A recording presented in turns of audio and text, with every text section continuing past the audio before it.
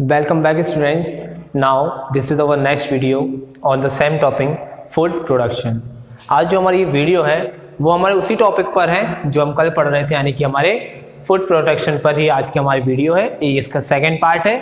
तो I hope आप इसमें जो भी हम पढ़ाएंगे आप उसको समझ पाओगे और पिछली वीडियो में जो भी पढ़ाया है आप उसको समझ पा रहे हो अच्छे से। ठीक है, आज हम स्टार्ट करते हैं। कल हम देखो अदर फॉर्मर्स तक क्लियर कर लिया, जिसमें हमने हॉर्टिकल्चरिस्ट, फिसिकल्चरिस्ट, एपेक्चर है ना, एपीकल्चर और मिक्स्ड फार्मिंग को देखा था।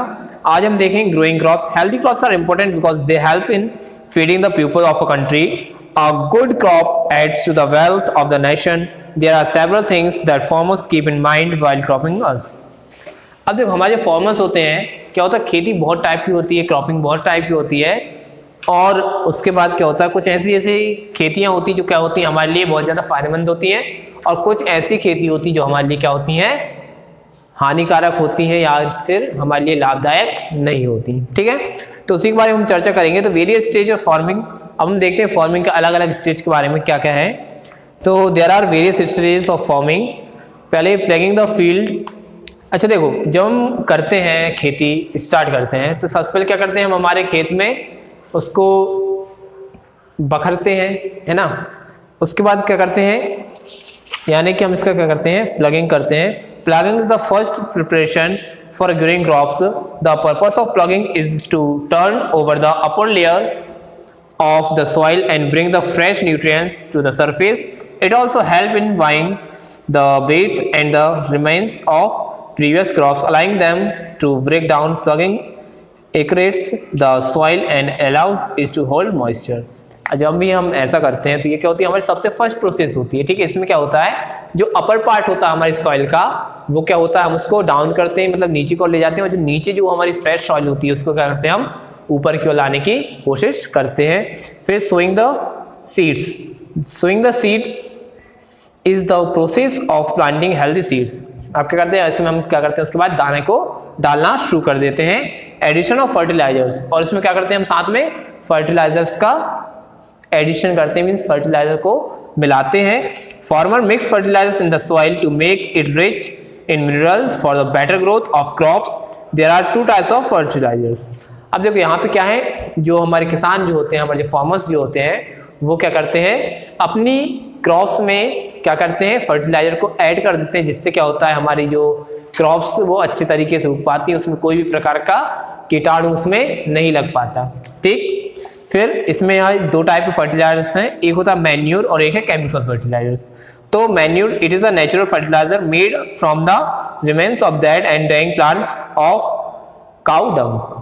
अब देखो यहाँ पे मैन्यूर जो क्या है, एक नेचुरल फर्टिलाइजर होता है, जैसे कि हमारी जो खाद्य होते हैं, ठीक है, खाद वगैरह इसके अंदर आ सकते हैं। क्यों, ये सब क्या है, काउ डंग से बनता है, कहीं प्लांट से बनता है, डेइंग प्लांट से, और कई बार जो नेचुरल फर्टिलाइजर्स हैं ये सब क्या है, हमारे एक टाइप से हम समझ सकते हैं ये क्या है, हमारी नेचुरल सोर्सेज से बनता है। ठीक, दूसरा है केमिकल फर्टिलाइजर। अब यहाँ पे केमिकल की बात आ गई, तो केमिकल से हम जाते हैं हमारी इंडस्ट्रीज की और हमारी फैक्ट्रीज की ओर। तो केमिकल फर्टिलाइजर्स में क्या है, these are man made like urea, nitrates and phosphate.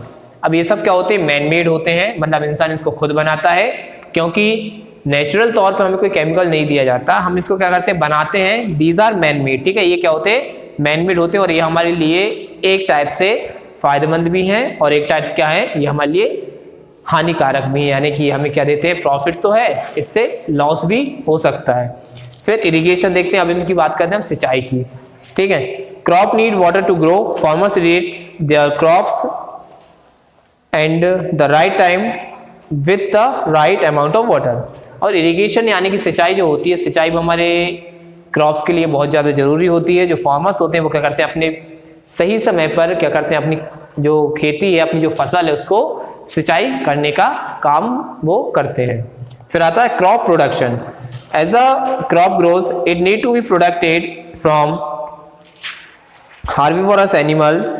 This is done by creating a fence around the field. Besides this, pests like rats, mice, and insects also harm the crops. Farmers use pesticides and insecticides to kill the pest.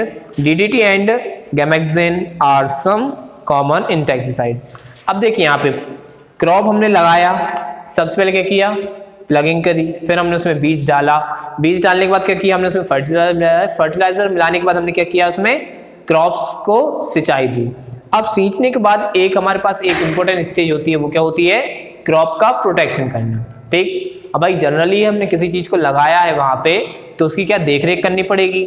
अब जो हमारे herbivores जो animals होते हैं, हमारी गाय वगैरह जो होते हैं, वो क्या करते हैं, पेड़ पौधों को खाते हैं, मीन्स घास वगैरह ये सब वो खाते हैं। ठीक है, तो और हमारी क्रॉप भी क्या होती है, एक प्रकार से घासी होती है। स्टार्टिंग में जब बनना शुरू होती है तो पकना शुरू होती है तो वो घासी होती है। तो क्या करते हैं, इनसे बचाने के लिए हमें क्या करना पड़ता है, हमारे जो एरिया है, जिस एरिया में हमने मतलब हमारी क्रॉप को लगाया हुआ है, उस एरिया में क्या करना पड़ता है, हमें फेंसिंग वगैरह हम कर देते हैं ताकि हमारी जो क्रॉप है वो क्या रहे, प्रोटेक्ट रहे, किससे, हार्बीवोरस एनिमल्स से।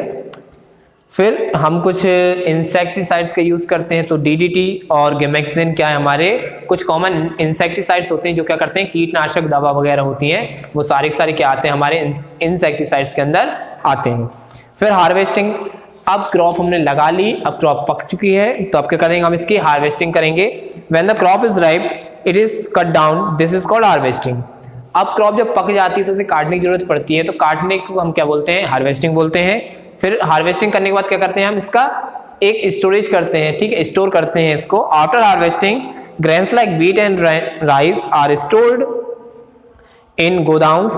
This protects them from getting spoiled by moisture or eaten by rats, rabbit and insects. अब ये सब करने के बाद हम क्या करते हैं, उनके एक स्टोरेज करते हैं।